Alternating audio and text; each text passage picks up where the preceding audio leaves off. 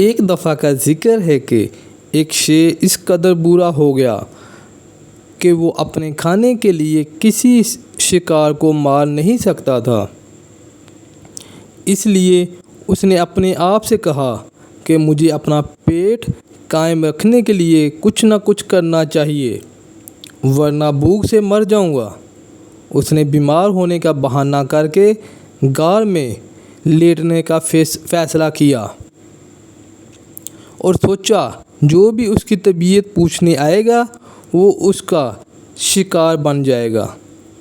بوڑھے شیر نے اپنے شیطانی منصوبے کو عملی جامہ پہنایا اور وہ اس پر کام کرنے لگا۔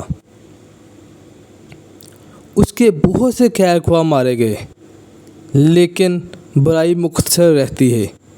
ایک دن ایک لومڑی بیمار شیر سے ملنے آئی۔ چونکہ لومڑیاں فطرتاً چالاک ہوتی ہیں، لومڑی غار کے منہ پر کھڑی ہو کر ادھر ادھر دیکھنے لگی۔ اس کی چھٹی حس نے کام کیا اور اسے حقیقت کا پتہ چل گیا تو اس نے باہر سے شیر کو آواز دی اور کہا، جناب کیسے ہیں؟ شیر نے جواب دیا، میری طبیعت بالکل ٹھیک نہیں ہے، لیکن آپ اندر کیوں نہیں آتے؟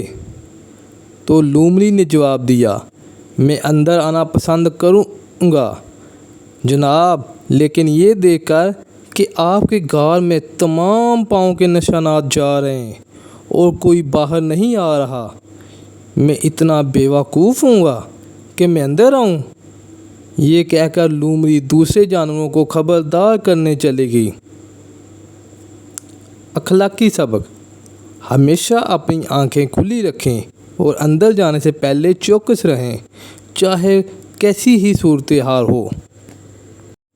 دوستو، امید ہے کہ آپ کو ہماری یہ ویڈیو اور یہ کہانی پسند آئی ہوگی۔ اگر ہماری یہ کہانی آپ کو پسند آئی ہو تو اپنے دوستوں کے ساتھ بھی شیئر کیجیے اور ہماری ویڈیو کو لائک کیجیے۔